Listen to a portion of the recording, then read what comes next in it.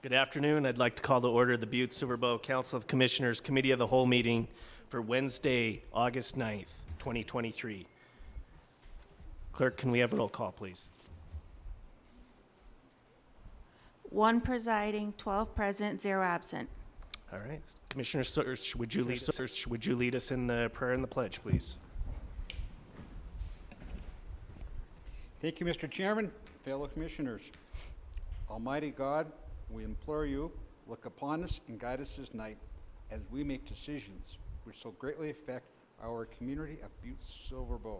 Direct our thoughts, words, and deeds so that we please you and best serve our fellow citizens. Amen.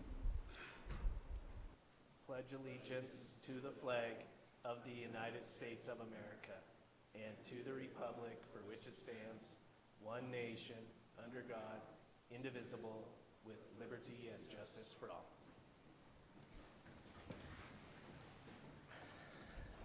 Thank you, Commissioner Sorch. I will now ask for public comment on any items on the agenda. And we also have a few different public hearings, so you'll have an opportunity to speak if you're for any of the 3 public hearings, but this is anything else that's on the agenda. Okay, seeing none. We kind of have a lot on this agenda tonight with the public hearings and everything, so I'll keep it brief. I just want to say we have Henri Ra this weekend, so I hope if you're in town and looking for something to do, you go check that out. It's usually a pretty good time. Hopefully the weather will hold up. And we also have a few different public hearings or almost town halls for the recreation of the TIF district, the TIF districts. We have 3 that are coming up, and I failed to put those in front of me right now. But so be sure to check one out. I know that the TIFID and the Montana Connection ones is the 15th out at the Port of Montana. So there's a few others up at the archives for the UA, or expanding the URA boundaries, and the one for the TED south of Butte. And I meant to write those down, but I failed. So be sure to check those out and try to go to those as we move through the process of expanding or creating new districts, because they're really important for our community. With that, we'll move into section 1, bid openings, public hearings, and or presentations. 1, communication number 2023-402, John Reardon, Commissioner, District 8, requesting Council of Commissioners authorization to have Barbara Miller, National Affordable Housing Network, give a presentation on August 9th, 2023 regarding grants that are available for District 8 and District. Ms. Miller, welcome.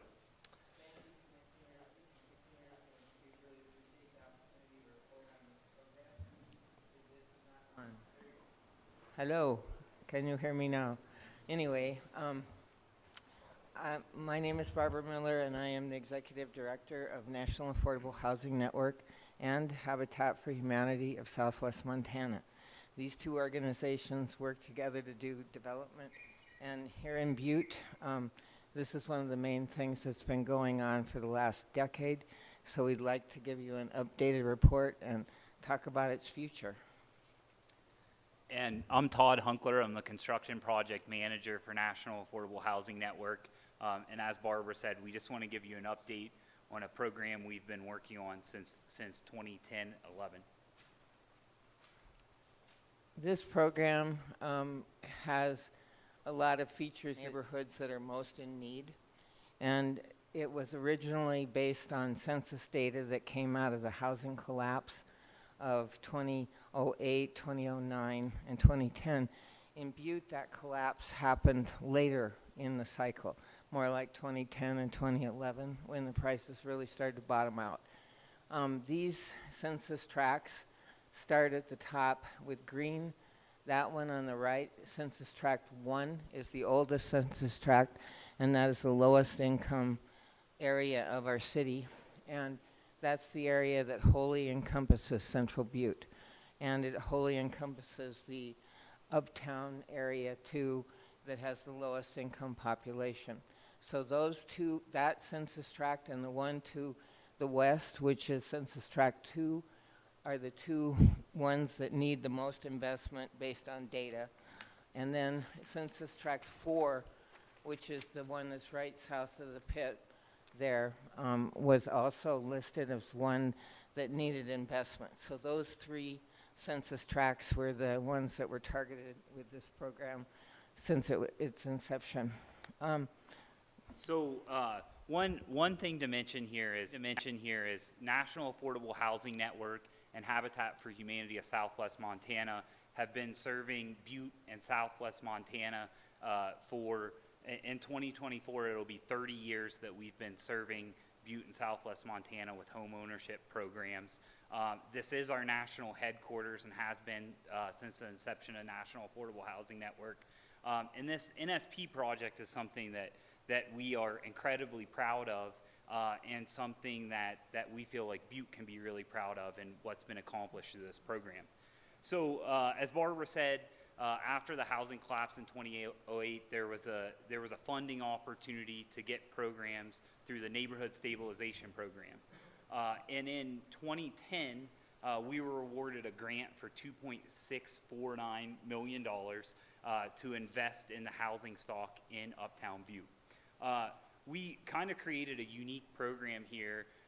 Lots of different municipalities use this funding for multi-family type of housing developments that just got purchased once, and then that was the end of the funding. But in this case, because of the way we run our programs for home ownership, we were able to build these housing units and then sell them to the individuals participating in the programs, and that money returned to us via Butte-Silver.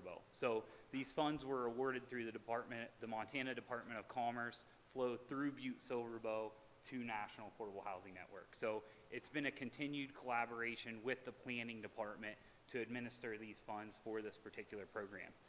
So the first, the initial grant did 8 rehabs and 6 new construction projects. All the projects were for home ownerships. All of the work was done with local contractors for these rehabs and new construction, and then also in collaboration with our USDA Mutual Self-Help Housing Program, where homeowners work as a build group to build their own homes. The funding for this had some really strict parameters of how it could get utilized. The properties had to be vacant for at least 90 days. So in order to do these rehabs, we did extensive research in the housing stock with realtors to find things that qualified for this program, and then procured those properties based on them meeting this criteria. A number of the properties have been vacant more than 5 years when we got a hold of them, so they were really a big challenge. Yeah, and the housing market obviously was much different in 2010, 2011 than it is now. So a lot of that focus was in our developments in Centerville, a lot of the focus was on Centerville, several projects on Granite Street, Copper Street, and then a few other properties that were dispersed through the Uptown District and these first 13 units. So as I said, the next portion of this is a phase 2. So once these properties are sold, those monies came back to the coffers here at Butte-Silver and allowed us to continue utilizing these funds for our housing development. Again, continuing the development of all housing for home ownership. In phase 2, so everything that came back to us after that first round is referred to as phase 2 recapture funds. In phase 2, we focused on lots of vacant land projects where we were able to utilize the funds for things like sidewalk, water, sewer, and big infrastructure projects that could allow us to subsidize the land costs for these homeowners. So, and then we were able to further leverage those funds with different funding sources through Butte-Silver. We continue to use our USDA rural development funds to augment these, and then also financing partnerships with different banks, primarily Glacier and Bank of Butte to do these programs. So we also had last week at another hearing or earlier, our certified housing counselor Tracy McGrath came to the meeting and described the fact that we have these 2 direct mortgages that are subsidized mortgages, and they're for any house that meets criteria for those loans. And so that's one way that we've been able to keep homeownership happening in Butte as interest rates start to soar. So that's a resource that National Affordable Housing Network has taken many years to build up, and this program is part of that. So, again, phase 2, the program income has generated $2.4 million in investment beyond the original $2.6 million that was brought in. And those funds have continued to roll over in these different parts and pieces to our housing programs since 2011. Currently, we have some of these funds invested in our Iron Street project. That's going to be 12 new units on Iron in Montana. We just poured the first footings for that project this week. And now we're hoping to continue the success of this program into other things. And this is a avenue between Dexter and Fairmont where we did substantial infrastructure investment, sidewalks, curb, gutter. We paved an entire block of street on Fairmont Street that was a dirt path prior to starting, and that ended up being 18 units in that neighborhood. We also built mutual self-help homes alongside those, so these were just part of what we built during that period. What's really important about this program and why we think it should be continued is that when it's paired with the self-help program and other sources of funding, and we had 5 sources of other funding we brought to it, we were able to stretch that funding from 1.4 million that came back originally from the recapture monies. We were able to expand that all the way up to 2.4 million, and it's because there was another 2.5 million that matched it and leveraged it. So overall, Butte's tax base grew by 6 million, and real serious taxes come every year from just the program homes that were built with this. We're serving the people of Butte that are in the workforce, and these are folks that have incomes of 80% of median income and below. But this program will serve people who are 120% of median income and below. It's just that the mortgage costs for folks at a higher income is much higher than it is for the 80% and below. And these mortgages are fabulous. They go through our agency straight to the U.S. government, and they have other features so that they have very little handling costs or closing costs with them. We might save $5 or $6 grand just by having this kind of a mortgage just in the transaction cost. So that's a huge thing. We were able to serve mostly 80% in median income and below, but we also served 25% of the families were disabled, and they helped build their own homes. And that thing there is a very important aspect of this program for so many folks that need assistance. The strengths of this program are really that it had a rapid impact on us. We had to invest that $2.6 million in the right properties in under 36 months. It was meant to regenerate a lot of investment in these neighborhoods. And every time we built a house, other people built houses and rehabbed houses right around every single one we did. And so it caused this wave of action.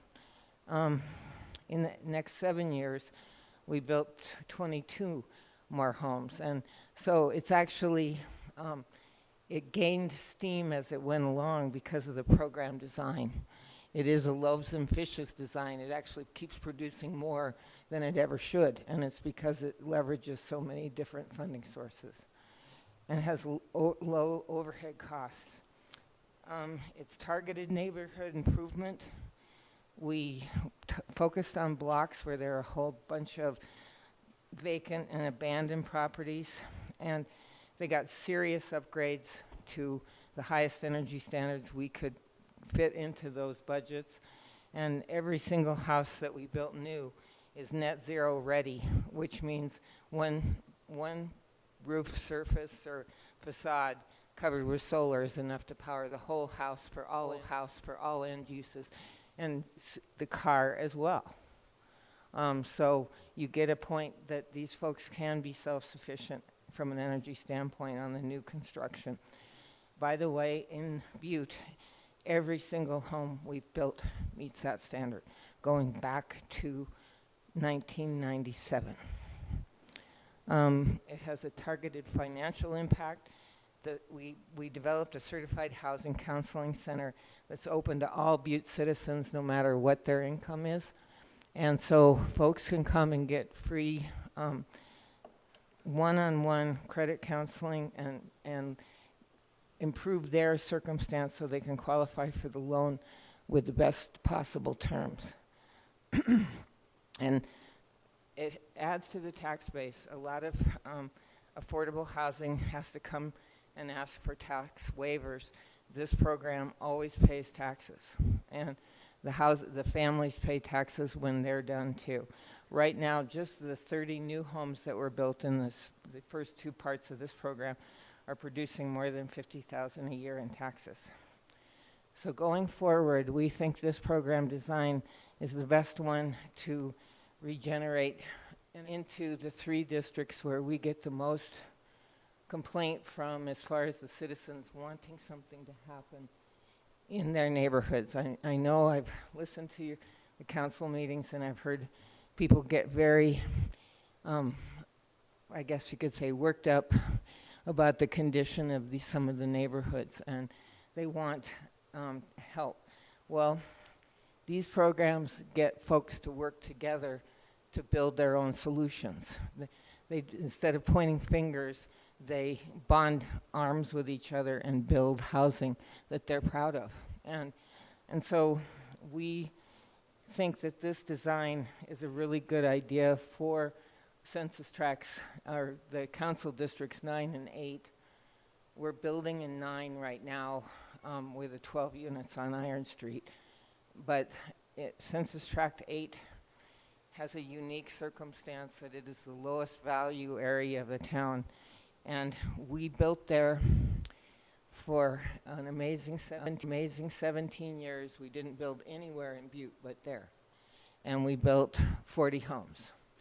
And that was enough to make that whole neighborhood change extremely dramatically. It made Butte High change as well. There was a whole lot of investment that happened because of that effort. We think those districts and District 12 up in Centerville as well, we feel these areas need concentrated year after year effort to really get some power going to regenerate things, because if you drive slowly through the District 8, it can be feeling pretty shocking again. We'd like to make programs where people have a variety of things that can help them. So we will be trying to get citizens to work together to collect the data that it takes to write great grants. We write our own grants, and we partner with Butte-Silver to submit them. So it isn't your staff time going into it. So again, in moving forward here, there's an opportunity for us to pursue more funds that are the same program design as these NSP dollars through the Montana Department of Commerce. And these are funds that are available every year for us to apply for. We've been working with the folks at Montana Department of Commerce to just figure out how exactly we align these different opportunities for that. But in hearing the voices of the constituents come in here and voice these concerns about these districts, we feel like these programs that we continue to operate could align very well with solutions that need to happen in those districts. So it's our intention to pursue those funds, and we hope to have the support of the council on those. The 40 homes we built in Central Butte and the partnership we did with the neighborhood groups caused the Department of Commerce to award us the $2.6 million. So it earned its own way into this neighborhood. Now we really want your support to really push so these neighborhoods have the kind of investment they need to make it feel safe and welcoming, and also just to have folks feel like they have some power over their own lives. Thank you.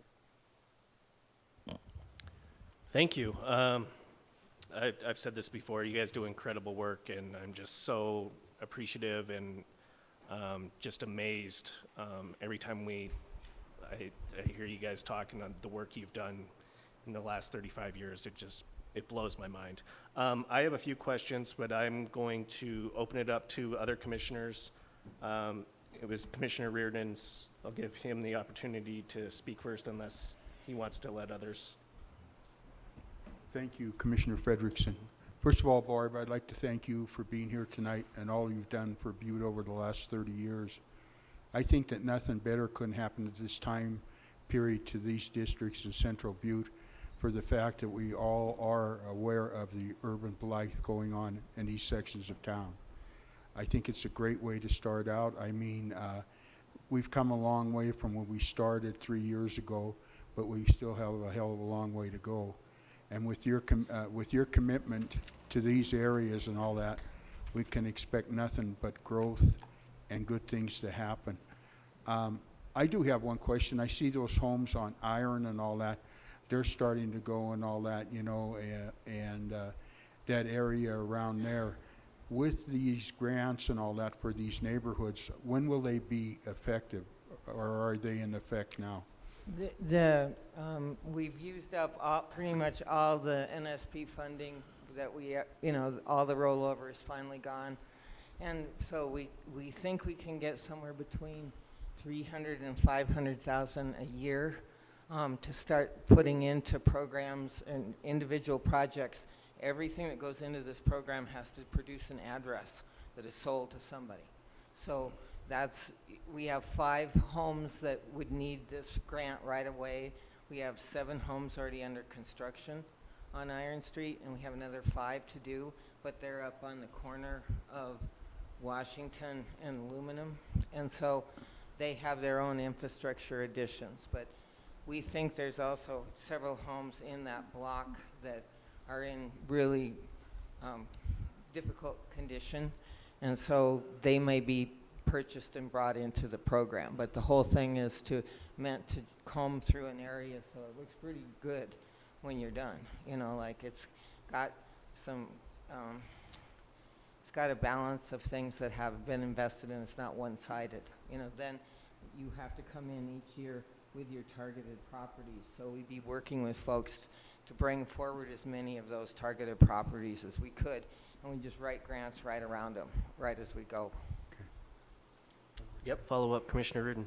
In your presentation and all that, you mentioned a partnership with Butte-Silver.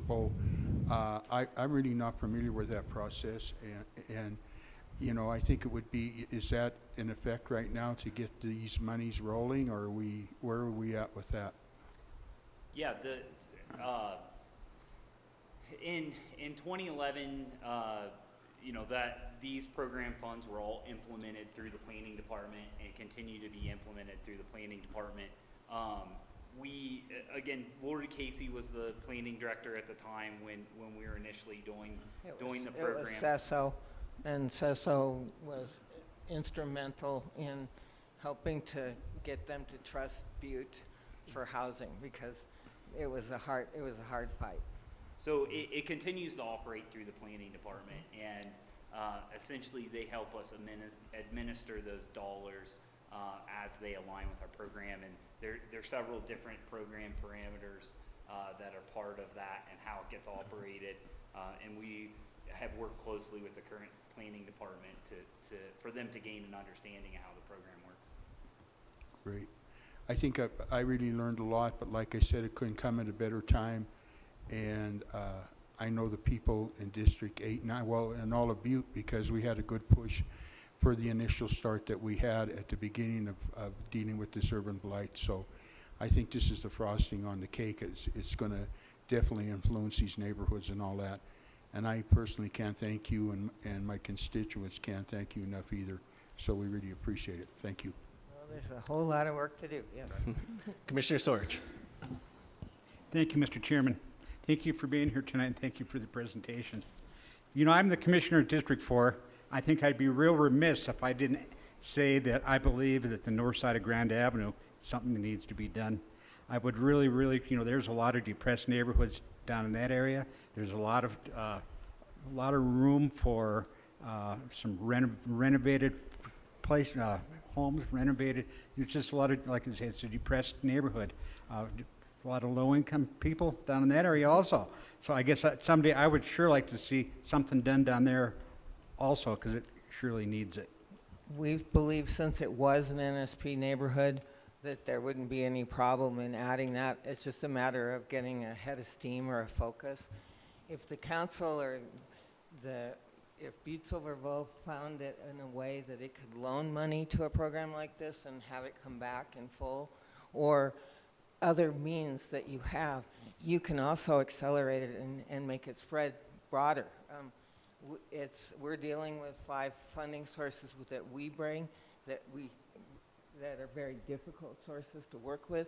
They're costly sources, but we bring them. If Butte could do that, what we've done with Butte all this time is pretty much the planning department would bring addresses and vacant properties that were in rough condition, but that we knew we could meet the environmental standards to redevelopment. And there's some huge issues in your neighborhood, and I understand how stressful that is, because we've worked with your neighborhood groups a lot, and that's why we're down there. But we just felt like, because we didn't do anything in Central Butte for 13 years, our housing project on Hancock pulled you out of the economics that got you into the first round. So, but that doesn't change the fact that there's a lot of properties that need attention. That's right. Thank you. Thank you for what you do, and thank you for being here. Commissioner Makins. Thank you, Chairman Frederickson. I'd also like to thank you, Barb, for the program you've done, seeing that I represent the District 9. The constituents there are very much pleased with the sentiments of, like Mr. Commissioner Reardon has had, that there's a Blythe area there that seems that you've made it aesthetically pleasing on Iron Street, and continue to work around with the Washington aluminum project. So I just want to reach out and say thanks, and if there's anything we can do in the future, that it would be much appreciated just to come, and hopefully that we can work together with Butte-Silver Bowl like we were asking about. And it's nice to see that Commissioner Reardon has brought this communication to light for everyone. So it's a good kudos to Commissioner Reardon as well. So thank you. All during the pandemic, we had people from the neighborhoods calling us because they were at home and they needed things to do. And they also were stressed and they wanted help. And we had a partner family who was murdered on Main Street during this period, and we also lost 9 other people to death during this time because of COVID within the Habitat families and our own support team. And so it was just a horrible last few years. If we hadn't had COVID, we would have been here this long ago, but anyway, we feel that the police are doing a good job. The Sheriff's Department is doing a good job of having more attention down in the neighborhoods, but we also think that the safety of all the people there is of highest priority, and working on housing and being there a lot makes a big difference in how people start to feel. So that's another reason for the focus. So I have a question regarding this, I guess, next steps and what we can do to help you here. So in the one bullet point, it says, looking to apply with BSB to recharge the funding. Can you talk about a little bit about that? So you're actively applying for funds right now. Do you go to the planning department and work with them on the application, or is it community development, or can you just give us a little bit more background on that? CDBG application, they have a universal application. We do that and get it up to the range of where we think this will be successful. We go to the planning department, and usually we loop Karen into all the things we do regardless. And then it's submitted to CDBG, and then they give comment. Because it's non-competitive, it's more of a negotiation than it is a competitive grant process. And to get into the circle, to get those funds, you have to have proven you can do this kind of work. So So in order to do a CDBG project, obviously we have to have the city's support and sign off on that. The grant application itself actually comes from Butte-Silver, but we are the technical service provider of those funds. So in proceeding, those funds continue to have to be implemented by the county, and it takes the government's support to be able to operate that. And, you know, as Barbara said, you know, we plan to pursue these funds, but as we continue to operate these housing programs, it takes a continual weave of funds to make the infrastructure work, to make the subsidies work, to get these families qualified, and to do all the things that needs to be done to have these housing projects happen. So, you know, any kind of alignment we can make with infrastructure dollars that exist for the county, or other opportunities that commissioners or folks at the county can align us with, we are all ears and trying to maximize these dollars that we plan to pursue. we have worked with Public Works as well within the circle of this over the years. So if a bank of houses were going in, that there also could be new water sewer extensions on some of those that these grant monies could help do. National Affordable Housing Network can borrow infrastructure monies that are paid back through sales of the homes. So, and then the last legislature developed a lot of infrastructure programs that we'd like to work more aggressively with you, so we're pulling down more of those funds for Butte-Silver Bowl. And it's because if you're actually building stuff all the time, that's how you find out about extra or different types of funding. Okay. Commissioner Thatcher. Thank you, Chairman Frederickson, Todd, and Barb. Thank you both for being here. Mine are just a few technical questions, I guess. Roughly, what is the average cost to a buyer to purchase one of your guys' homes?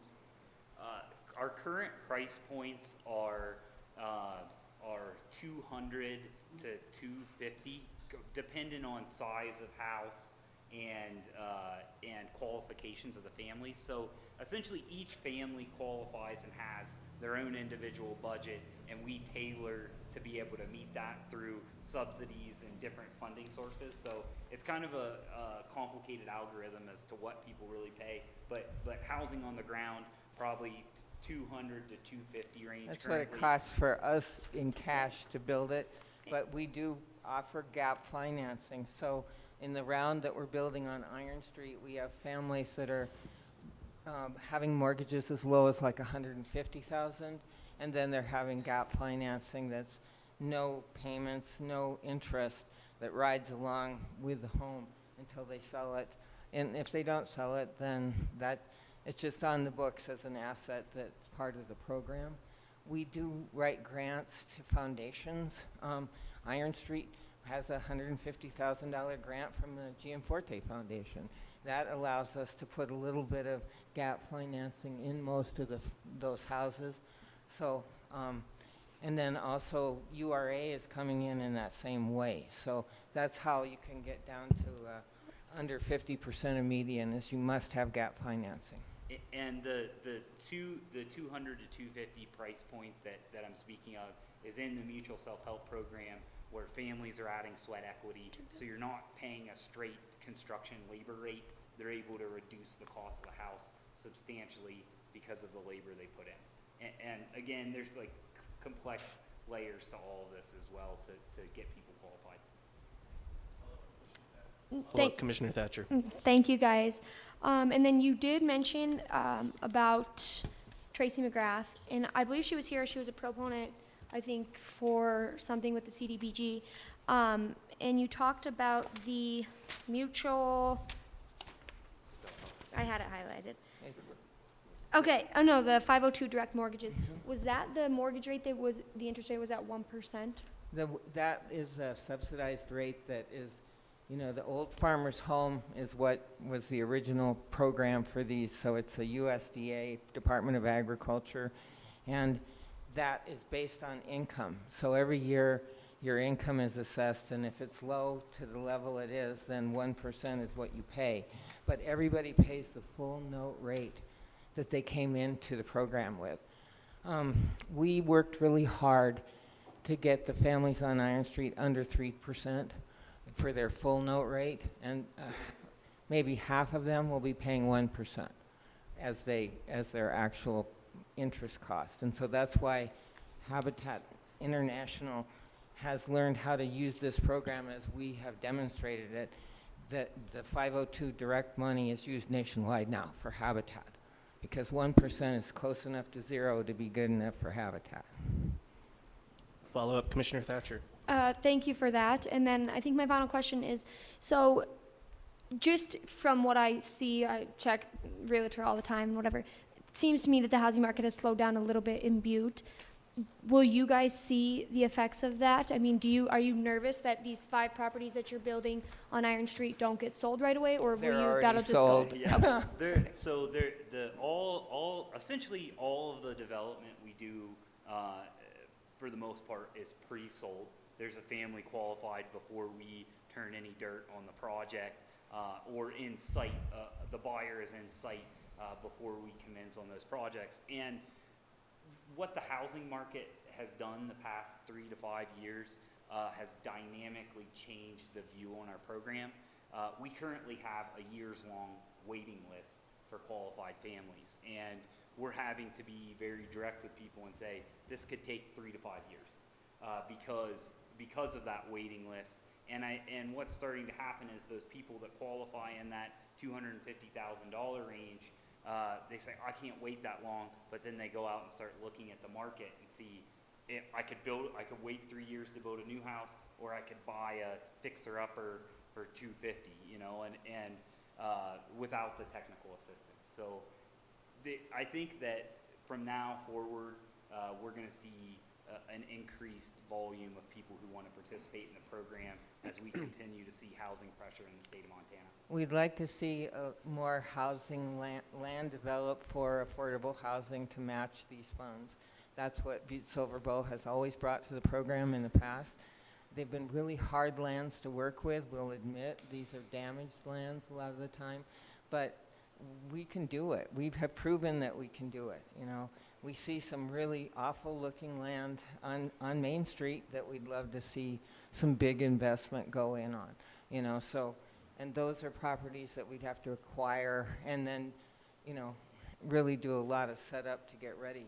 When we started on Main Street back 20 years ago now with the Imagine Butte program, and we started working with Butte-Silver to put all new infrastructure down Main Street, we worked with the Community Development Office to do a CDBG grant that had rehabs of existing homes on one side and new homes on the other. And that program was very, very successful. But it was so hard when we started. There were 2-story drop-off with no barrier all the way up Main Street. You could fall right off of it. When we started, there were homeless people that lived under the sidewalk. That was Main Street in 2002, 2003. You know, so right now there's a lot of folks that are homeless that are living in Central Butte, and the neighborhood has a lot of, what would you say, squatters. Okay. Any other questions? Commissioner Callahan. Thank you, Chairman. I just first want to comment on, thank you guys for the hard work you do, and I've worked with you since I've been on the council, and I've never met anybody that has a more love for their job and works harder than you guys, and we certainly appreciate what you do for the community and the people you help. I just got a couple questions on some homes that were previously built. If you go back to your slide that has page 2 on it, some of your fill-in homes. That one there, yep. That one there. See the one in the middle I mean, you've built these beautiful homes, and I guess my question is, I'm looking for you guys for some help, because we've never got to that 100% complete on that one, and even the ones on the bottom slide. The one on the bottom slide, you know, they were just finished here within the last year. They're on the south side of the street. It's a hill. They're already having erosion problems. We don't have any curb and gutter there. Answers on what we can, Yeah, you know. we've been waiting on the city to do the infrastructure project. I mean, we had multiple discussions with the Public Works Department, and they said, hold off on the curb, we're gonna do the whole street, which we've seen the infrastructure happen all around those streets. I've continued to push to have that conversation about getting the curb and storm drainage, but there's a sewer line that has to be replaced in that Empire Street neighborhood. And certainly something we want to see resolved, and we want to continue to work with the county to get that resolved. Okay, If the great. departments work together in a collaborative fashion, usually we can figure all that stuff out before the houses or as the houses go in, but that's not the case right now. So that's a challenge that needs to be addressed. Great, thank you. Appreciate that. Okay. I have one follow-up question, and I believe it's going to be for Director Gleason. So sorry. Which you have to come up next anyway, so I'll just get you up here earlier.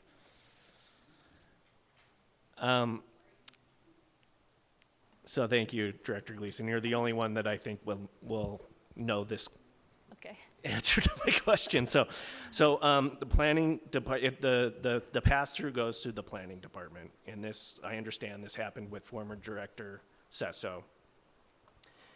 Does it make sense to have this pass-through?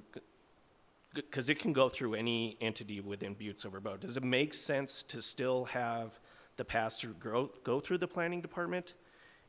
Or in your opinion, and it's okay if you don't have the answer to this right now, but would it be more efficient to pass the dollars through, maybe going through someone else besides the planning department? I'm just trying to understand if there's any issues, or if there's, it just seems like I've just never heard of it, a department, the planning department being the pass-through for any of these dollars, but maybe I'm incorrect. So Commissioner Frederickson, it's actually a really great question. I think even before Chief Executive Gallagher had even talked a little bit about some of these grants being shifted over to, it is a CDBG grant, community development is more apt to doing those grants. And then we work, even with the planning department, the finance and budget department, had to do a lot of tracking on the grant. Because of the funding source of this grant, it becomes a federal award, and it becomes on our single audit. So it becomes part of our audit.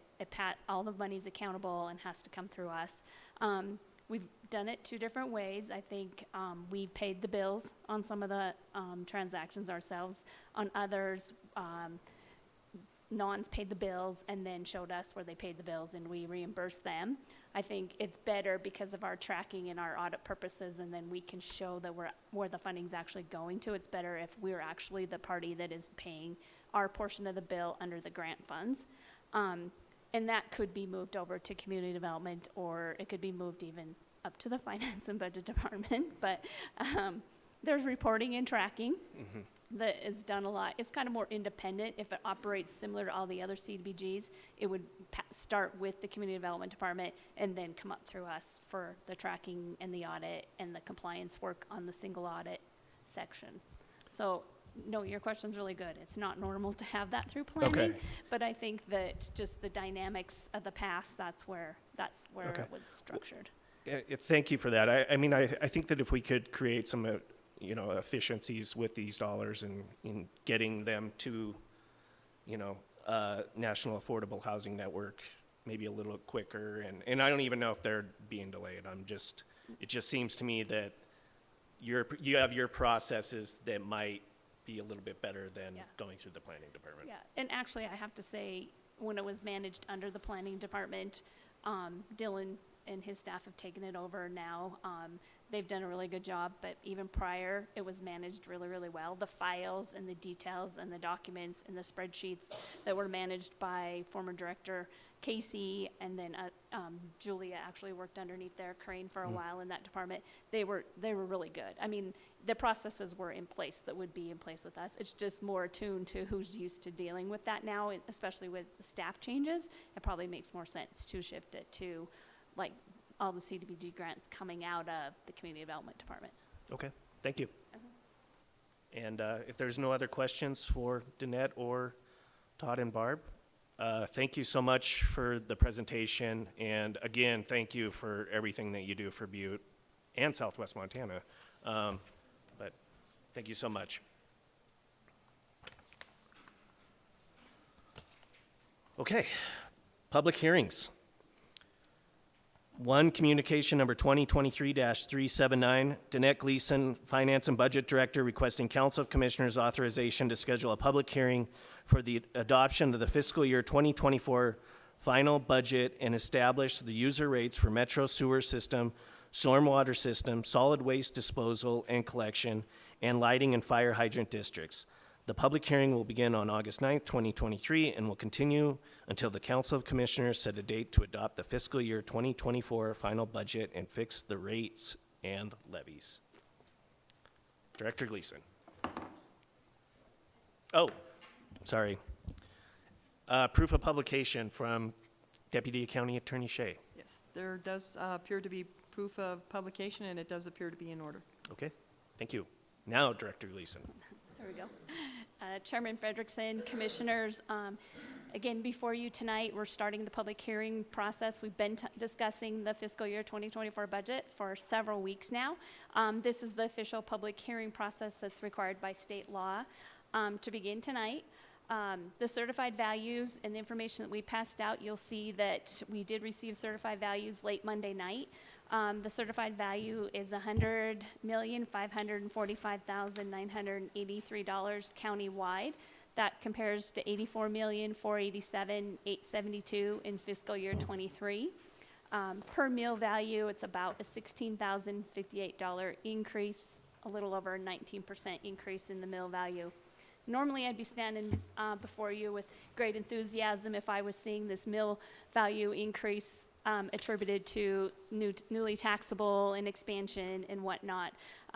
But as we've been discussing, a lot of this is based on just basically the reappraisal process that was before you. Our newly taxable value this year was certified at $1.3 million. Last year, that was significantly higher. If you recall, it was close to around $8.5 million. The difference being that the Tiffid sunset, the Ramsey-Tiffid sunset last year, and that was a $6 million sunset. We also had an increase in gross proceeds last year. That now this year, we've seen that decrease. So a slightly smaller increase in newly taxable value than what I was hoping. However, we've worked through the budget, the chief executive and myself. The total budget with appropriations is $174.4 million, with the amendments. The tax-supported budget is $68.5 million. Of the tax-supported budget, 43% is supported by tax revenues in the amount of $29.3 million. This compares to last year when 49% of the budget was supported by tax funds at $32.8 million in property tax. So you're noticing there that there was a significant decrease in the amount of property tax that we anticipate generating this year. Again, the decrease is attributed to the decline in the property tax codes that we're trying to offset and mitigate any increases, and significant increases, I should say, on the residential customers. We discussed declines in gross proceeds. We've also discussed the declines in the centrally assessed properties last week. Again, the chief executive and myself have worked hard to minimize the burden of tax impact on the residential owners, and we came up with, there's a handout for you. I'm going to have you move to that spreadsheet that shows you our basis for discussion. So that's the certified value sheet. Okay. So the one I'm going to reference is one that looks like this, that has Oh, the small, there you go. oh, this one. Yep, this one right here that has Okay. so at the very top of that, what you see is that we're trying to base the value and attribute to a 35% residential increase, and that's how we're trying to develop what we feel comfortable levying mills. that this community can afford. So if you look across the top of that sheet, you'll see that most of your property taxes had these two codes on them.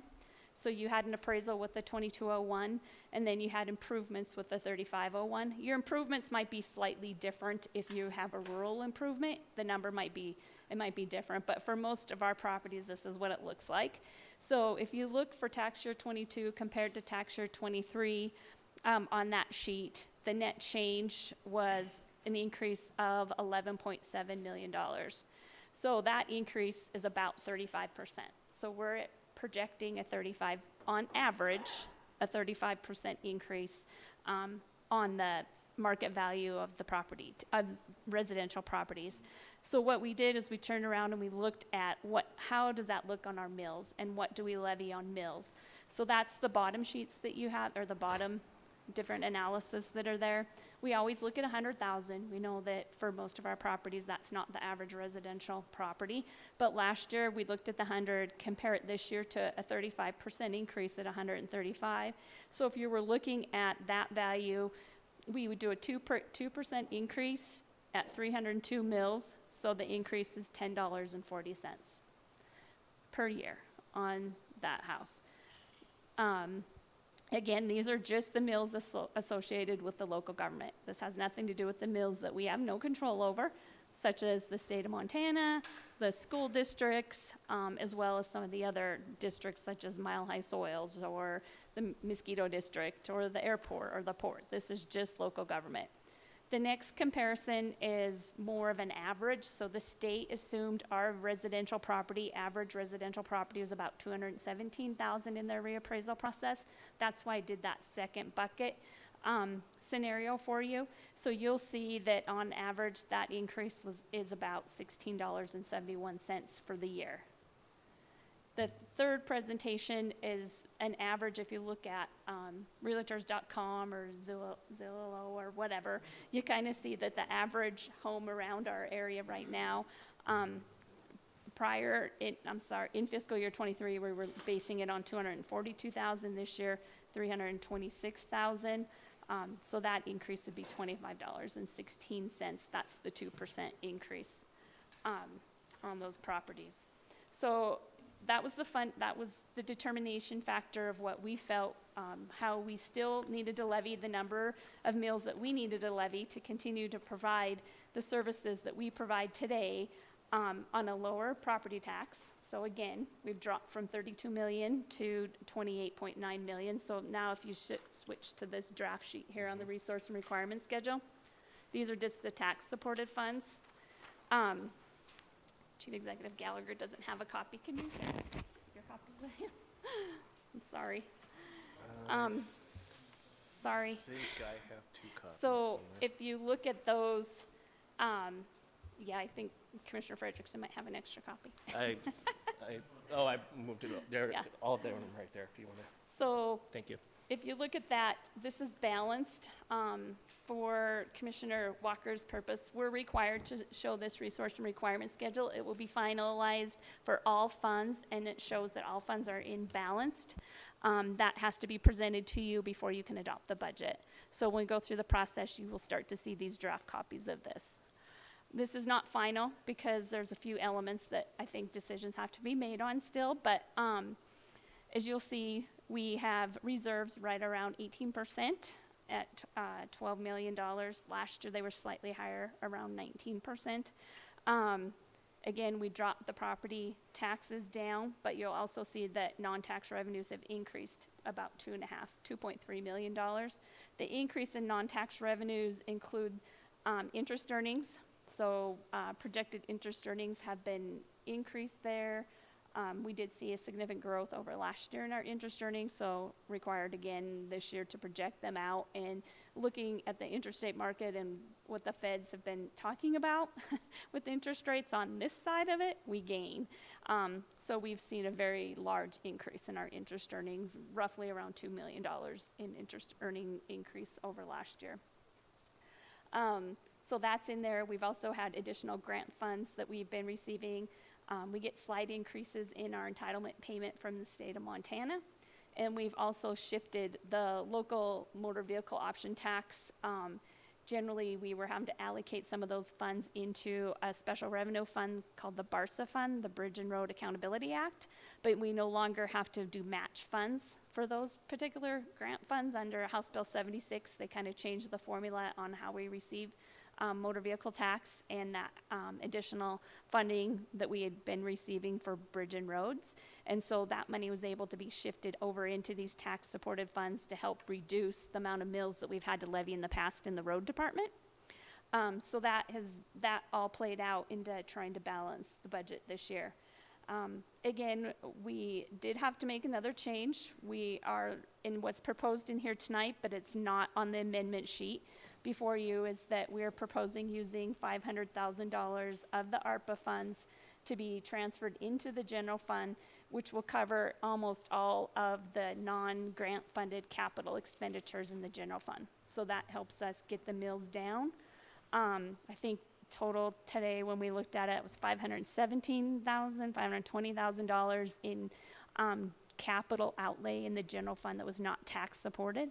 And so we're making the pitch that we move those ARPA funds over there to help us balance at this lower millage. That's the major shift, I think, that we could discuss on how we balance the budget. Other than really tightening, departments really did a good job on tightening their budgets and doing the best that they could to make sure that we were reducing the number of mills. We still are leaving about 200 mills on the table.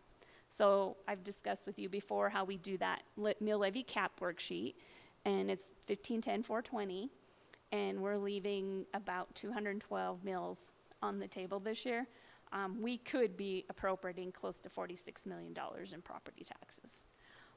But the impact to our residents and to our businesses and our taxpayers, you know, there has to be a balance, and that's the balance that we're making with this budget that we've presented to you. I think we've discussed most of the handouts. There is a couple other charts and graphs, so you'll see the one graph. It's just showing you how the mills have dropped significantly and the change in the revenue over time. So that shows you that.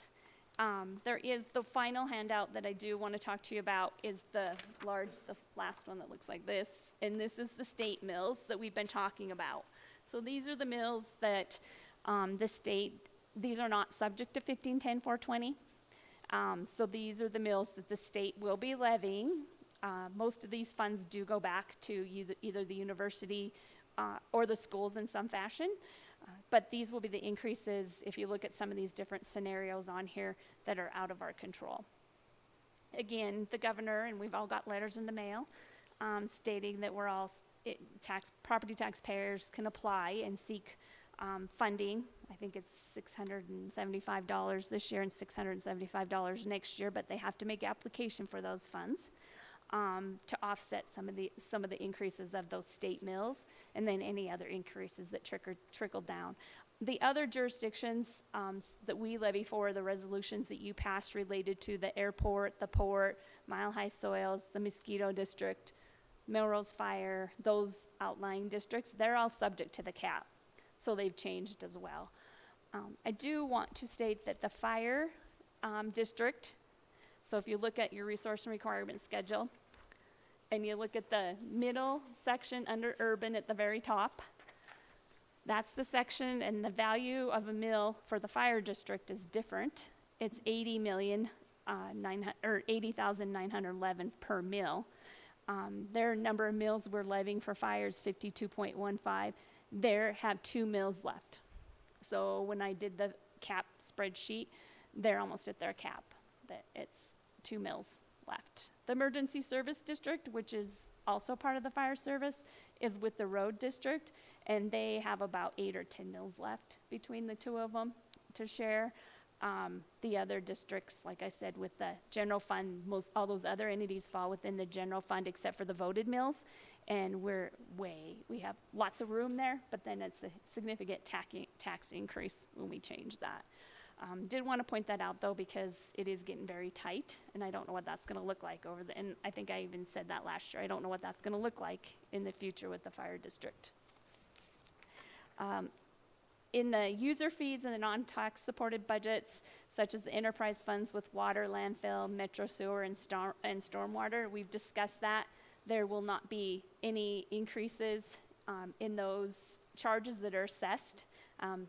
Director Neary is going to get before you tonight and talk about some ordinance changes that just relate to the landfill, but they have nothing to do with these tax changes. They have nothing to do with the access fee that everybody that in the county that has a land improvement pays, and it does not have anything to do with the collection by McGree. His are just things that happen at the gate when you're coming in. That's the ordinance changes that he's looking at tonight. The SIDs, including the county road and street maintenance district, has no increases. Again, we will be discussing in a resolution that's coming before you a change in the method of assessment, but we have not projected an increase in that rate. Before you at the public hearing that was held, we'd still maintain the rate at $87.71. The lighting and hydrant districts are slightly different. They're just a pass-through. We're basically a pass-through for those utility charges, and they're based on a linear footage. So if more properties come in and more linear footage is there, or however it's split between the tax parcels or however that happens, sometimes those fluctuate and change slightly. We try not to make any significant changes in those.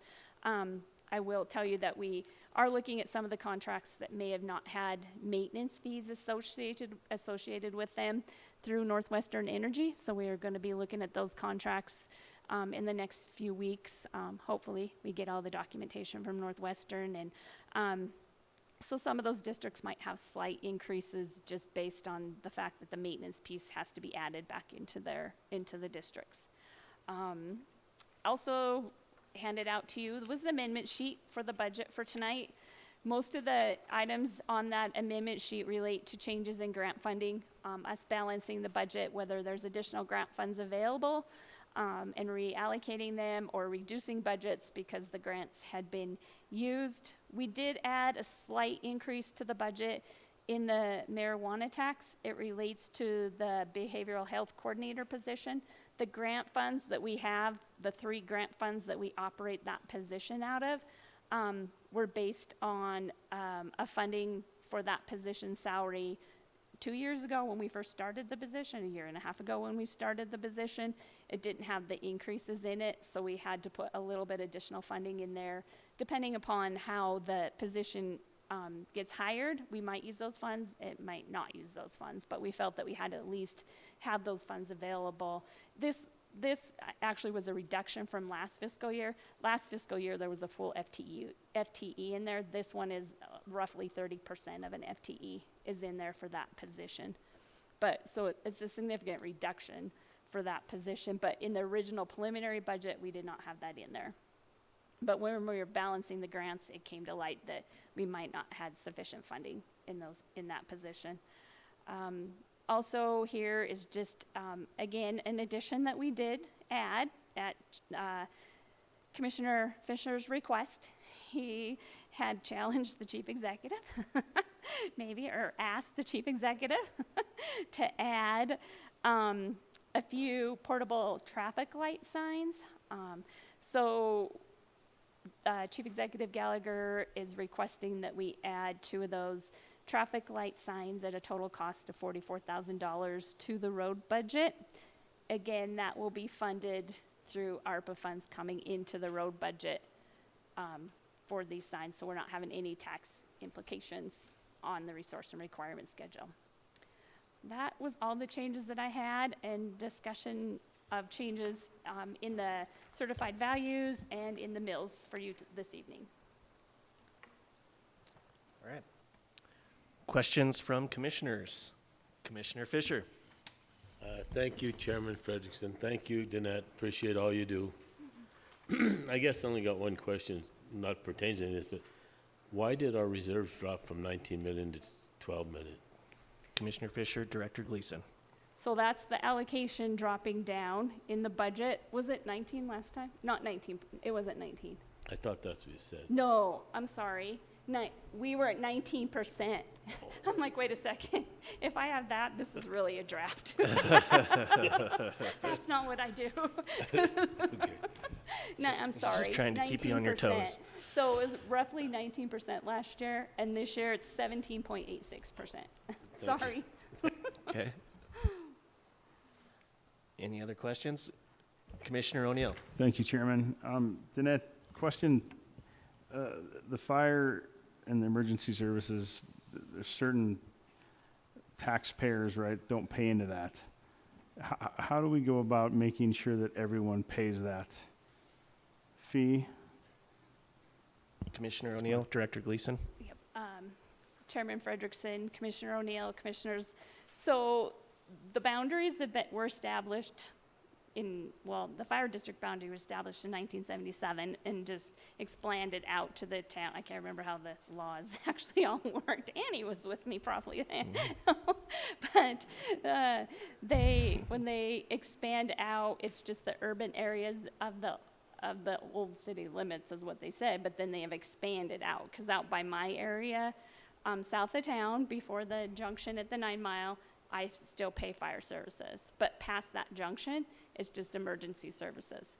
And then like west of town, when you get to the Tiffin and you get out to Brown Sculch area or up north, they're only paying the emergency service district. So in 98 about, I think it was, we had a ballot measure that created the emergency service district. It was about the time ASME was coming here and we were having a lot of growth out west of town and seeing need for additional fire services, thinking that, we had to grow. We had to add more firemen to the department and then also increase the supplies. So that was a ballot measure, and it passed in 98, and that created that district. So in my mind, and again, it would have to go to the county attorney's office for review, but it's similar to the road maintenance districts is how I would envision it, is that you would have to somehow dissolve the emergency service district and then create a new fire district that's countywide, similar to what we did with the road district. So you'd almost have to probably dissolve both the urban district and the emergency service district and create one large district through the process very similar to we did with the county road district. Follow-up, Commissioner O'Neill? Thank you, Chairman. Thanks, Danette, for the answer. Not sure who's gonna do that or how we go about that, but I think that's something we need to look at. I say we, I don't even know how to go about that, but can I have a follow-up on another question then? Yeah. Thanks for that answer. Appreciate that. The ARPA funds that we transfer, the 500,000, obviously, that's okay. We can do that. I mean, dumb question, but I'm asking it. Yeah. Commissioner O'Neill, Director Gleason? Yep. Chairman Frederickson, Commissioner O'Neill, actually a really good question. I'm glad that people are paying attention to all the criteria for that use of those funds. So what came out after the original guidelines by the Treasury for the funding of and use of ARPA funds was a supplementary decision that you had a $10 million exclusion. So we got a 15.6 million, 15.7 million roughly in ARPA funding. So we have a $10 million exclusion. Not that you can just have a free-for-all, right? It still has some guidelines about providing government services and what you can and can't. And then there's also been follow-up ones that you can't supplement wages and you can't pay bonuses. And so additional supplement ones have came out over time related to it. So it's not, but you can use the funds for things like this, like capital and whatnot. So we have a little more leeway on the 10 million. We also have 2 projects that we're using in the, I hope I say this right, is one water and one sewer? Yeah, one water project and one sewer project that are over 6 million that we're using some of the ARPA funding to match the state grants that we applied for and received. And so those projects are strict under the criteria of the federal guidelines. So we have to report them separate and meet all the federal guidelines in the reporting on those. And water and sewer, remember, was an easy bucket in their guidelines. So we used those projects to meet those guidelines. And then now the other items that you're seeing come before you or that have came before you, like the fire study, for example, or the housing study, or those all were items that are under, in the community grant projects, those all became underneath the $10 million exception. So their rules changed along the way, which is very awkward and very hard, but we do have, it's over $6 million in in grants that we have to show with the report separate and meet all their guidelines. We have to report them all quarterly. So every quarter we're reporting all the expenditures. But that's the one is a $10 million bucket, and the other two are individual projects that we have to report on. Follow up, Commissioner O'Neill. Thank you, Chairman Frederickson. Danette, thank you for that, and thank you for all the hard work you guys do. I could imagine the great time you guys have balancing all them funds. My last thing is respectfully, Mr. Fisher, Commissioner Fisher's challenge to the chief executive is great. I'm glad it's a positive thing moving forward. I disagree with the portables. I think we need permanent ones at our school districts. I guess two portables is better than nothing, better than it was, but it still doesn't solve what is needed for safety for kids around the school. That's just my 2 cents. I'm not saying don't do the 44 either. Okay, do it, but I just wish we would let's just do it. Like, raise my taxes a little. I don't know. Let's just make it. It would be such a positive impact to have the blinky lights around the schools, and it's done. You don't hear. It's one less thing we have to worry about or hear people complain about. I mean, I know it's a lot of money, but where is it? It would just be nice to walk down the street and be like, you see them lights? Go drive by the schools and check them out. They're blinking and they're slowing you down. It'd be great. And with the respect to our county guys, they have other things to do, in my opinion, than travel these things around. For when they're complaining at West or they're complaining at Emerson, they're complaining down here. I mean, it's just the gift that keeps on giving. I just wish we could just make that go away and move on to the next complaint, if you will. So thank you for letting me speak. I appreciate you. Okay. Any other questions from commissioners? Commissioner Shea? Thank you, Mr. Chairman. I'm all in with Commissioner O'Neill on having those permanent signs. I don't know that it's feasible this year, but I would like to see, and I don't think this would even require a change in the budget, some of those easier temporary fixes for slowing traffic that were presented by Cassie Wick when we went on the tour around Whittier. Some curb bump outs using even bales of straw. I mean, there are things that we can do, the candles, the orange candles. There are things we can do to test out if it's working to slow traffic without spending a bunch of money that might even work better than a $50,000 light. We might be able to just have something a little bit easier, but I'd like to at least see the easy stuff done now and then maybe work towards the lights. But I would also like to see the school district up here advocating for that because I haven't seen that yet. Okay. Commissioner Thatcher. Thank you, Chairman Frederickson. I seriously only have one question, and it's probably so dumb, but that BARSA change, in the preliminary budget, there was $1.7 million out of the BARSA allocated for roads. With that BARSA change, does that affect anything with that funding? Commissioner Thatcher, Director Gleason. Chairman Frederickson, Commissioner Thatcher, no. That money has stayed there, that allocation has stayed there.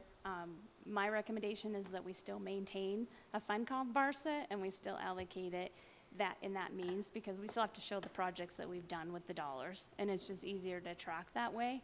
We just no longer have to have the match funds going in there into that bucket. So we're able to move the funds because we use the motor vehicle local option tax as our matching fund source.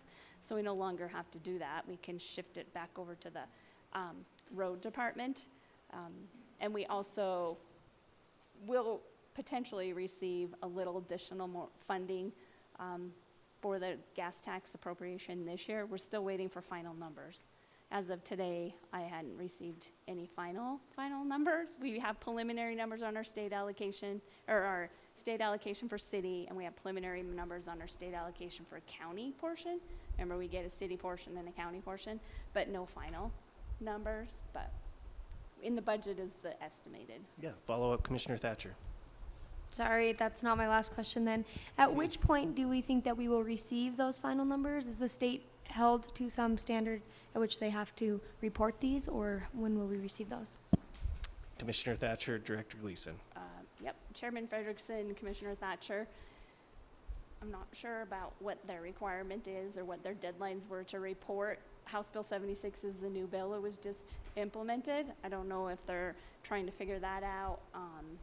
I had contact with MACO, and then the League of Cities and Towns has a nice little website that they've created related to this and related to House Bill 76. But I will let you know that whatever we put in the budget, we will not bid out if it's less.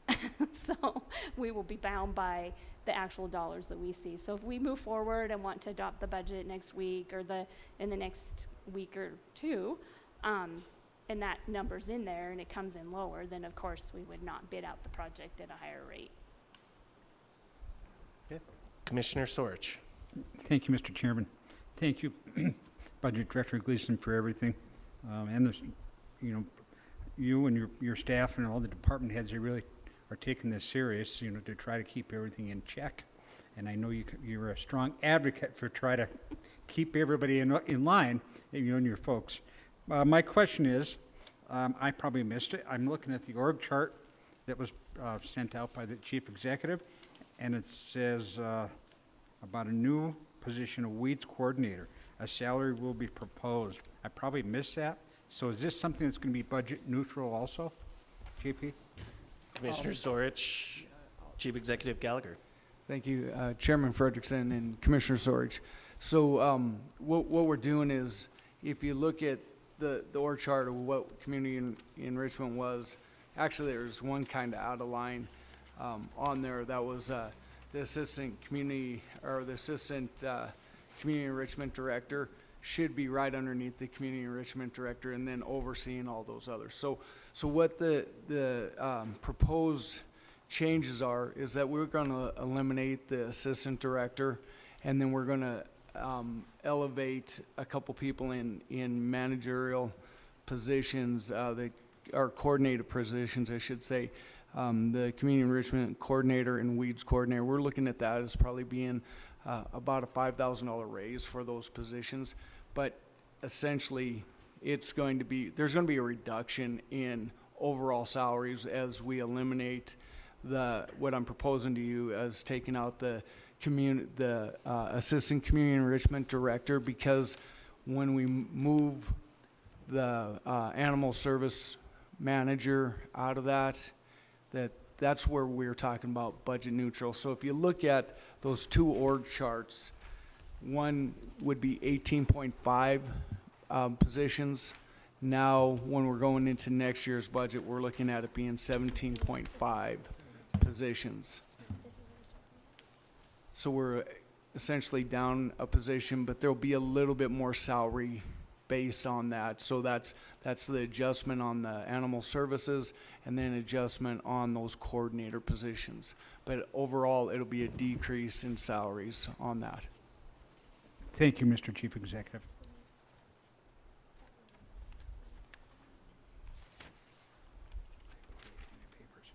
Yeah, thank you for the org chart. I think it was really helpful for me to see how you're proposing to structure this, and seeing that that the assistant community enrichment director would be going away, and so that made me feel a little bit more comfortable about the restructuring. So thank you. Okay, Commissioner Anderson. Thank you very much, Chairman. One of the questions I have about this, I'm looking at the proposed one here, and maybe I'm just missing something, but we have animal service manager, then we have the animal shelter supervisor, we have the two shelter supervisors, we have a half-time position here, and then 3 animal control officers. So why do we need two managers to manage 5.5 people? Yeah, Commissioner Anderson, Chief Executive Gallagher. Thank you, Chairman Frederickson and Commissioner Anderson. That's a mistake. That is not an additional position. We actually put that, that got, That's gonna be. there is not going to be animal shelter supervisor. We missed that on there. I didn't even notice it as we went through there. So it's just animal services manager and then two animal shelter technicians, a .5 animal service technician, and then 3 animal control officers would be under the direction of that animal services manager. And then I look over here and we have the interim community enrichment director. So we have our community enrichment director with administrative assistant shared by the, and then there's community enrichment coordinator. And I wasn't sure what the difference between those would be on the second line. Then we have the weeds coordinator, the parking officers, and the parking garage. It just looks like this depth chart needs a little bit, another go through or something. But again, we have 1, 2, 3, 4, 5 potential managers overseeing 6 part-time people, summer help, 3 full-time community enrichment specialists, also shared by the weed department, and then a couple other seasonal employees, and then the parking garage and the officers. So it just seems like a lot of the flow chart here is incredibly top-heavy with management. A lot of chiefs, but not too many Indians. Chair. Commissioner, Okay, sorry. Commissioner Anderson, Chief Executive. Yeah, Chairman Frederickson and Commissioner Anderson, I guess that it looks different than what it should read as. The administrative assistant is the person that works with the budgets, does the office work day to day. So that's not an admin position per se. They're not overseeing anybody. They're doing the day-to-day. They're doing the office for all the departments, including animal services. The parking enforcement officers are not administrative. The parking garage is not administrative. The community enrichment coordinator is taking some of those responsibilities of what the assistant director did. And so they will be supervising the community enrichment activities under the direction of the community enrichment director. And then the weeds coordinator, which has always been there and was part of the duties of the assistant director, now will be assuming some of those administrative duties there. So really there's 2 coordinators that are part of this that are assuming some of the responsibilities but not being elevated to a director's, an assistant director. Okay. Does that make sense? A little bit more sense? I think that we can work on the org chart a little bit here. We put this together kind of to give you an understanding of how that was going to look and how there was going to be a reduction of a position, that we're going to adjust some of those salaries to do some of those things because there's reporting and stuff that goes along with it. But ultimately, the interim community enrichment director will be the overall director for community enrichment. Mm-hmm. Then those, but you have weeds, parking, and community enrichment underneath that department. And then animal services will be its own department that will be underneath a manager position. No, that makes sense. I just. The way with them all the same. Yeah, follow up, Commissioner Anderson. I guess what I would like to see is just you and your staff make another effort on this. Like I said, these 2 looked redundant to me from the get-go, and then just like a better flow. So they help me understand because that confused me, and the current one actually made more sense when I was looking at it, but I understand where you're going with it, and I do appreciate the work that you guys are doing, so thank you very much. Okay. Commissioner Reardon. Thank you, Chairman Frederickson. Yeah, this is great. I think we would have more of an understanding if we had the names of the personnel. I mean, we're all familiar in dealing with this department and all that, where they're going to be placed and everything like that. And you and I have been working together quite a bit in my district where you've had personally come down, and I admire you for that, getting things done. I think the biggest thing, you know, with the staff coming forward is we have to make sure that we have a process that really hasn't been in place for quite a while. And I think that's why we all share the burden of that, the commissioners, you yourself, with the phone calls and all that. I think with the restaffing and all that, we should address all the activities surrounding the community enrichment program to make it more workable for the people and for the, you know, you can't expect somebody to be there in 15 minutes and all that stuff, but some sort of communication. I'm not saying that it doesn't happen none of the times and all that stuff, but the calls I get, and I think everybody around this table can reiterate, is the fact that they've called this department and haven't received any reply yet. Then you give them the deal, well, they're busy and all that stuff, and then they call again.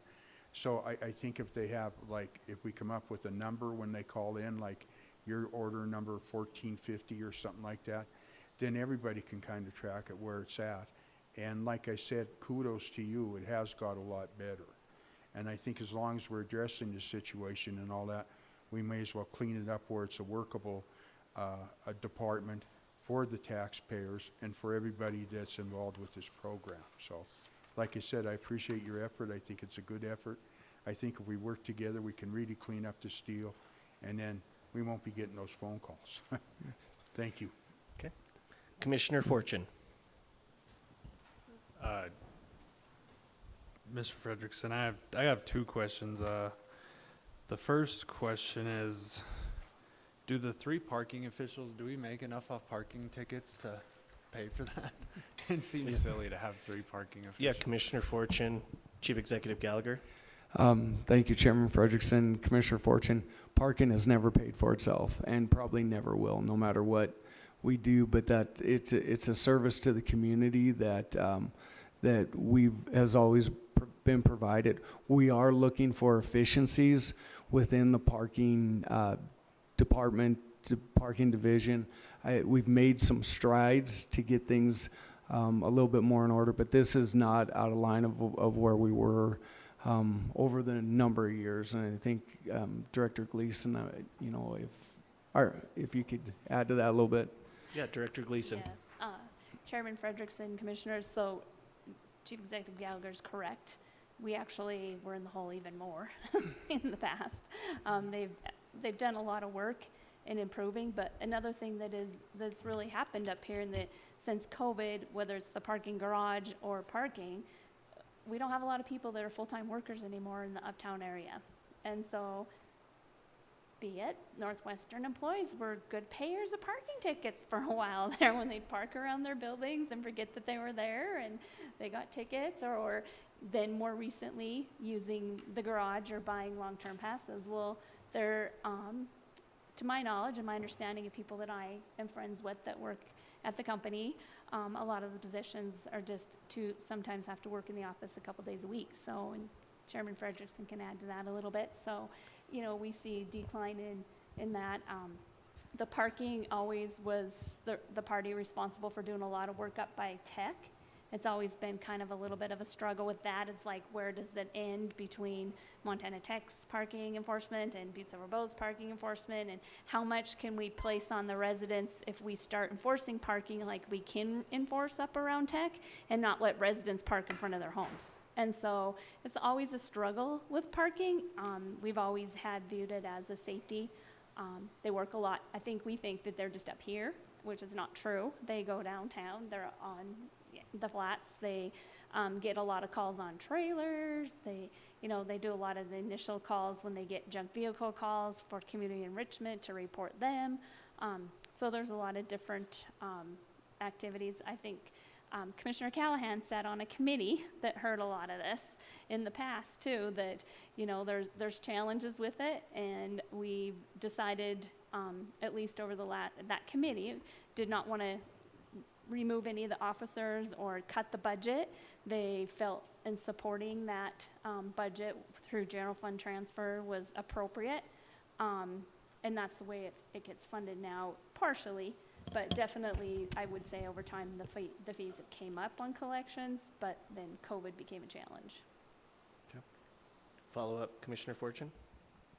I just think it might just be my own opinion, but I just think it's kind of a waste, and if we're not making any money off of it, in my mind, it makes sense to even look at eliminating one of the positions. And then, my other question, just, what's the difference between the community enrichment director and the community enrichment coordinator? Just, it seems, the job title maybe just seems the same to me. Commissioner Fortune, Chief Executive Gallagher. Thank you, Chairman Frederickson, Commissioner Fortune. So there's different levels. It'd be like when you're working in public works. So the community enrichment director oversees multiple different departments. When you talk about weeds, you talk about parking, you talk about community enrichment. So they're responsible for that. They're responsible for all the budgeting. They're responsible for personnel. The coordinator is the day-to-day operation of what's going on with that. So when you look at the public works director, he also has a metro supervisor that is underneath that's working the projects, doing the things like that, taking the calls, distributing people out there and working in the field. The directors generally, they work in the office predominantly. They do some things in the field, but the directors are the ones that are in the office doing the day-to-day work of that. Whereas supervisors are out, or coordinators are out working in the field with the other people, but they have supervisory responsibilities.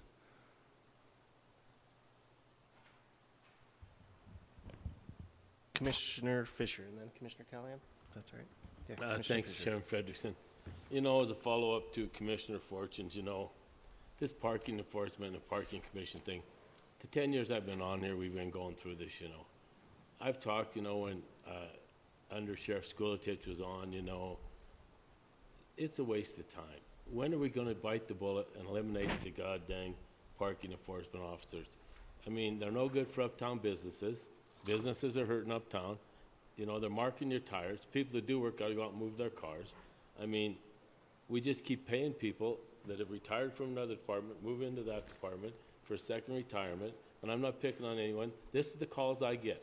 Everybody calls and wants to know, you know, why do we keep doing this? And the parking, I mean, we've lost money in the 10 years I've been here. Every year, we've lost money on the parking. And, you know, eventually somebody's got to take the bull by the horns and say, it ain't working. When it ain't working, you got to eliminate it. And Justin's right. It's not working. I mean, there's no reason why we should have a parking commission and a parking enforcement officers, in my opinion. Thank you. Thank you, Commissioner Fisher. And I'll just follow up a little bit on, since I work in one of the buildings, said buildings, most of the people are back in the office pretty much, you know, full-time. The issue is that, well, there's two issues. One is most people park as close to the office as possible, and they'll move their car before the parking attendant gets there. And this is an unpopular opinion of mine. I don't like that they do that, and I'm pretty vocal about it.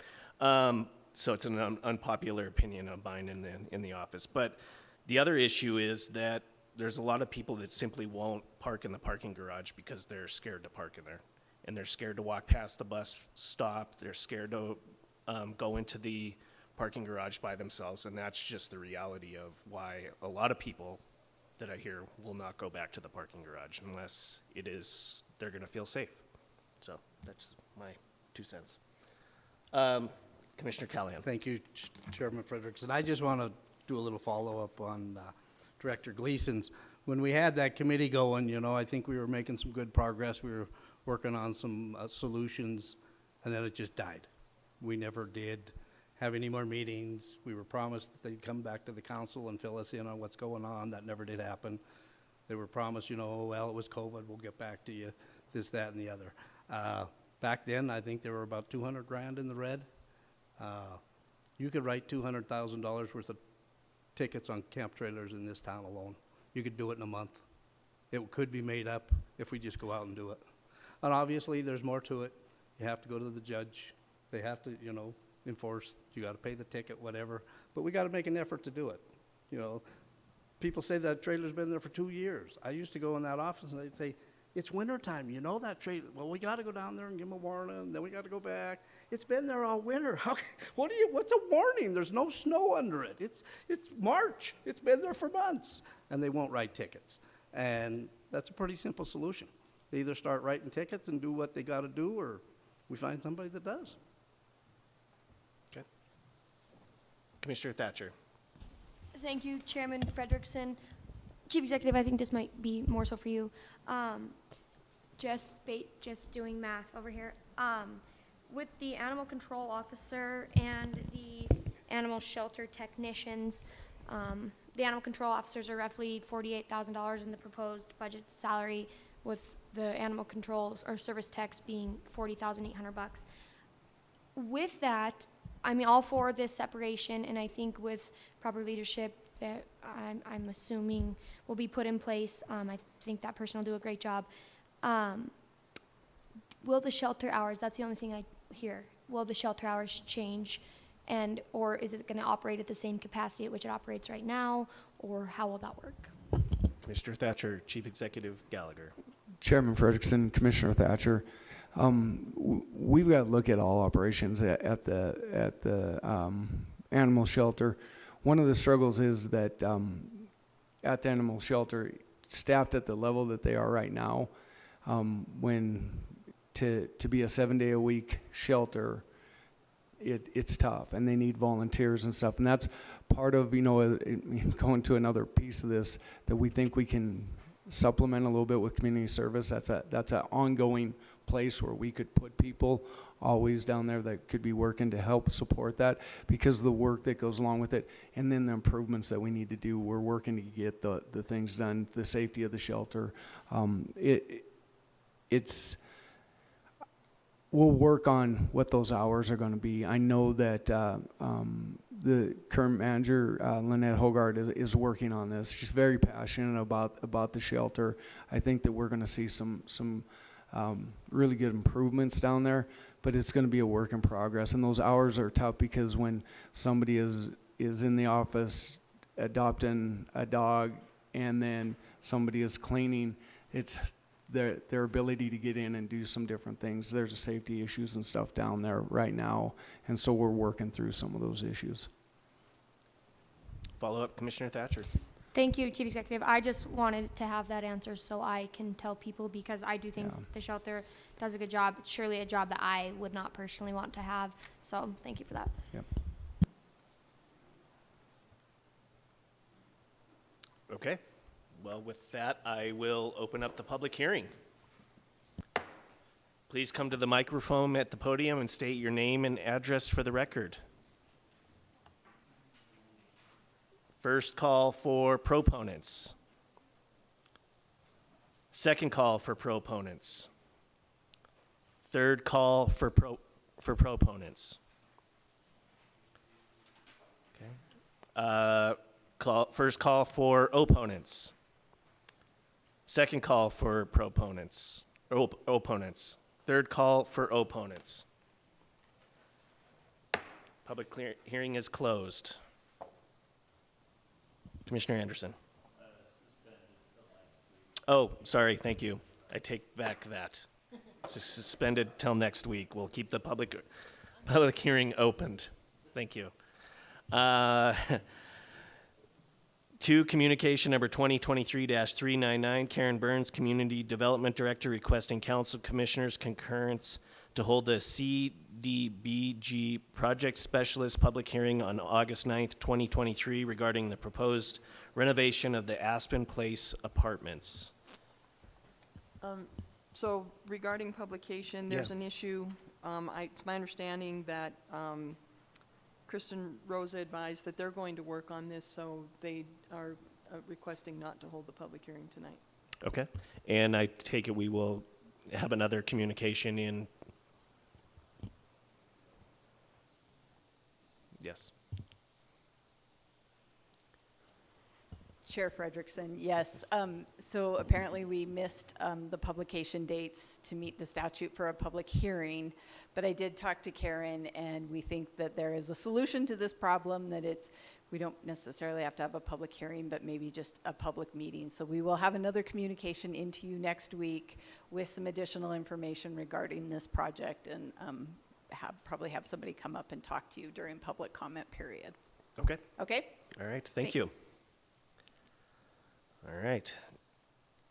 Moving on, communication number 2023-407, Angie Mulliken, Public Works Budget Manager, requesting Council of Commissioners concurrence to hold a public hearing on the changes to the solid waste ordinances for August 9th, 2023. There is publication, Yes. and it appears to be in order. Okay. Thank you, Deputy County Attorney Shea. Director Neary, not Angie Mulliken. Thank you. Thank you, Chairman Frederickson, Commissioners.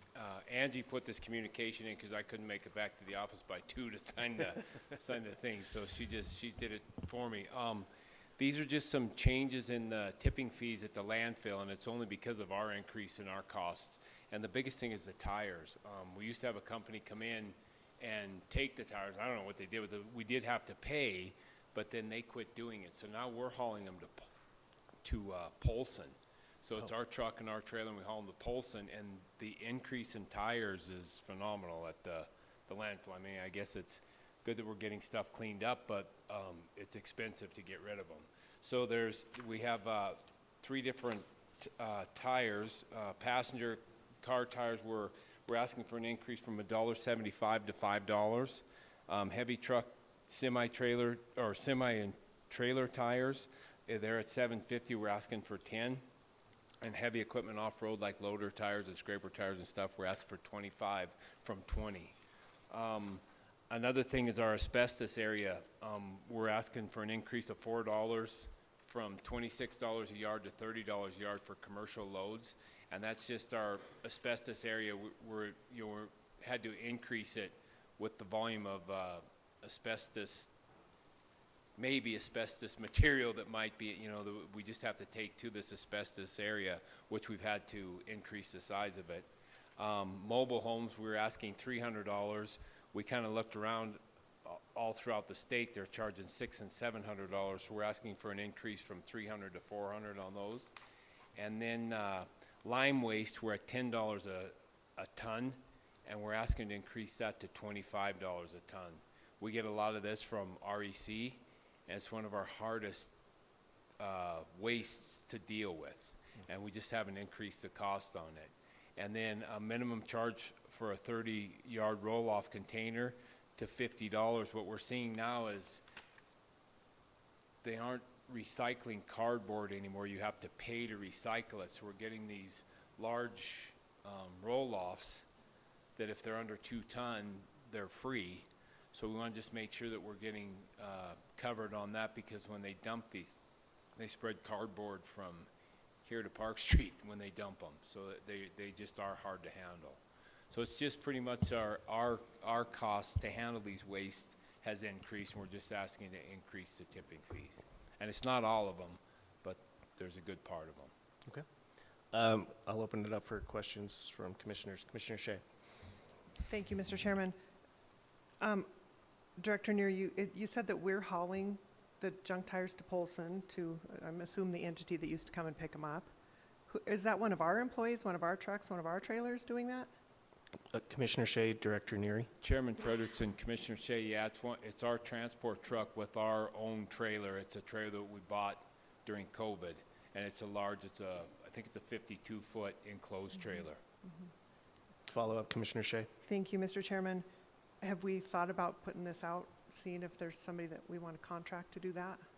Commissioner Shea, Director Neary. Chairman Frederickson, Commissioner Shea, Chet Irwin, our landfill supervisor, searched high and low trying to find somebody to take them and even to get a price to haul them. And this was the best avenue we found. One more follow-up, Commissioner Shea, or as many follow-ups as you'd like, I guess. As I can. Okay, that makes sense. I was in the tire business for a very long time. How are the tire stores disposing of their junk tires right now? Do you know?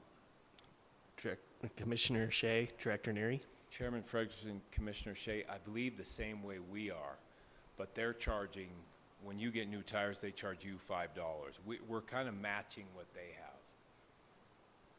have. The place in Polson is farmland that's digging holes and burying them, and I think they're hoping that someday they'll be like gold and they'll have a use for them. But then it's kind of happening all over the country. Yeah. Can I keep Follow up, talking? Commissioner Shea, of course. Thank you.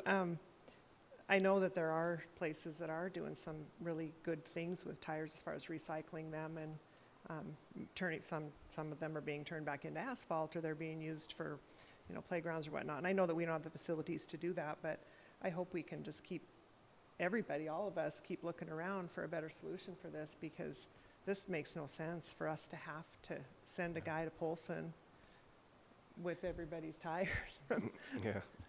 Yeah.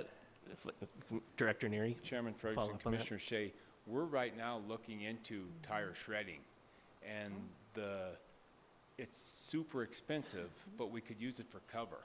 Yeah. So we could cover the landfill with it once we shred it. We could landfill these tires, but you fill the cell up so fast too. But we are looking into it right now.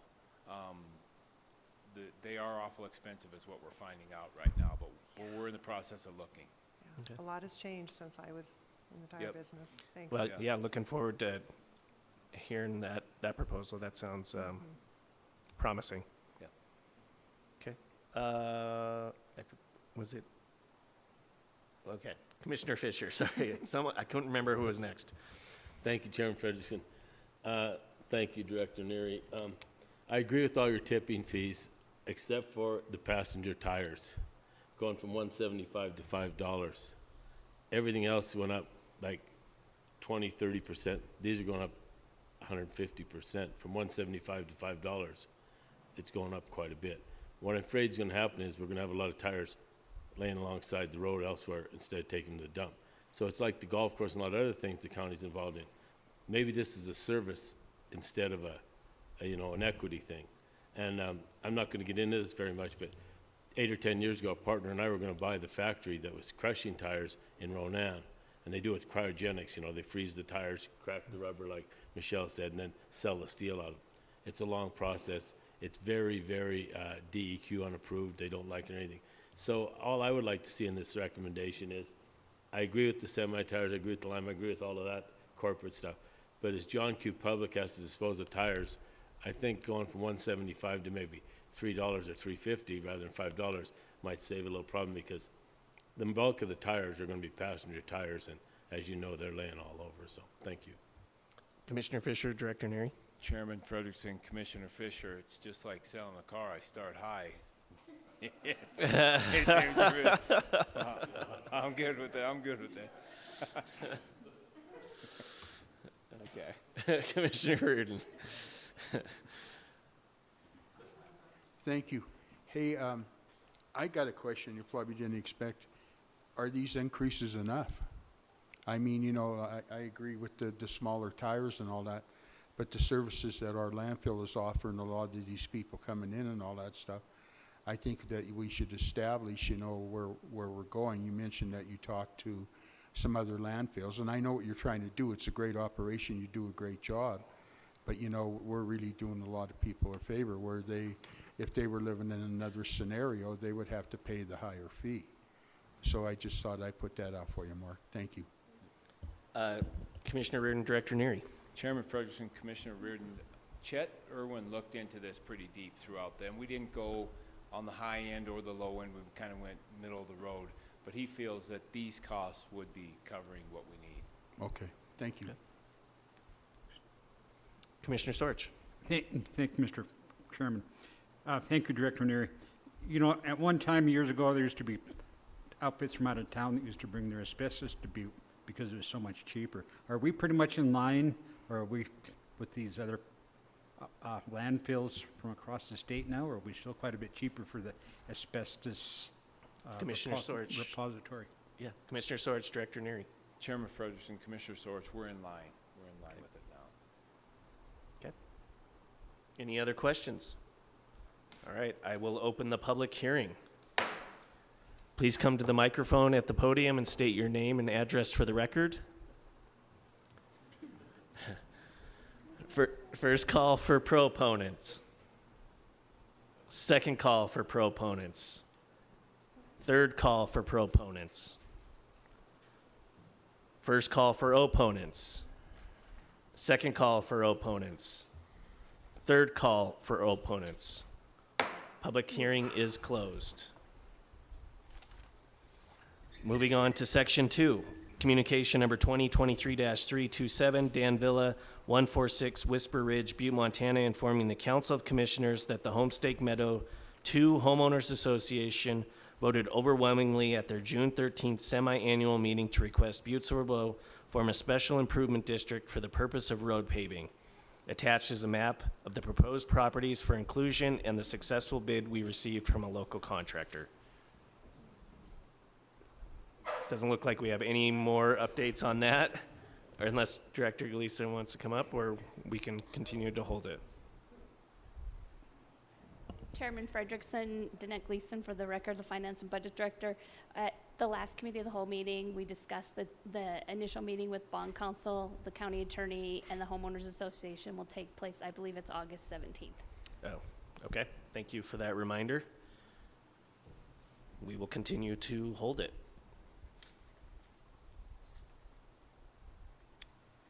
Communication number 2023-379, Danette Gleason, Finance and Budget Director, requesting Council of Commissioners authorization to schedule a public hearing for the adoption of the fiscal year 2024 final budget and establish the user rates for metro sewer system, stormwater system, solid waste disposal and collection, and lighting and fire hydrant districts. The public hearing will begin on August 9th, 2023, and will continue until the Council of Commissioners sets a date to adopt the fiscal year 2024 final budget and fix the rate and levies. We will continue to hold that public hearing. Communication number 2023-382, Tim Cassidy, Special Improvement Rate Analyst, requesting Council of Commissioners concurrence to hold a public hearing on August 2nd, 2023 regarding changing the street maintenance assessment method to units from a per parcel method as pursuant to communication number 2023-3210. The street maintenance flat fee will remain at $87.71 per unit. I would ask that we continue to hold this until we see the resolution and next steps for this. So more to come, Commissioner Fisher. Communication number 2023-399, Karen Burns, Community Development Director, requesting Council of Commissioners concurrence to hold a CDBG project specific public hearing on August 9th, 2023 regarding the proposed renovation of the Aspen Place Apartments. It sounds like we're gonna, this communication needs a little work, so we will await another communication. Commissioner Shea. Thank you, Mr. Chairman. At this time, I would make a motion to note and place on file communication number 2023-382. Second. We have a motion and a second. Is there anything on the question? Would commissioners please?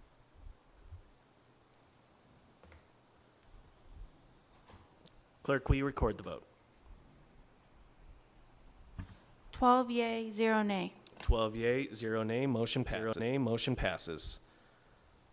Communication number 2023-402, John Reardon, Commissioner, District 8, requesting Council of Commissioners authorization to have Barbara Miller, National Affordable Housing Network, give a presentation on August 9th, 2023 regarding grants that are available for District 8 and District 9.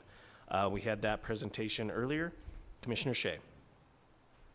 Thank you, Mr. Chairman. At this time, I would make a motion to note and place on file communication number 2023-402.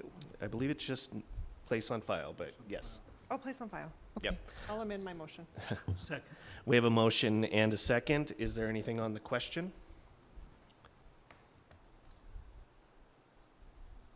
Would commissioners please vote?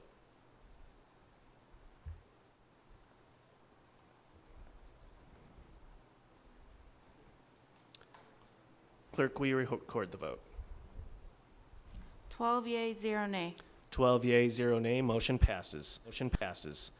Communication number 2023-407, Angie Mulliken, Public Works Budget Manager, requesting council commissioners concurrence to hold a public hearing on the changes to the solid waste ordinance for August 9th, 2023. We held this public hearing earlier. Commissioner Shea. Thank you, Mr. Chairman. At this time, I would make a motion to place on file communication number 2023-407. Second. We have a motion and a second. Is there anything on the question? Please vote.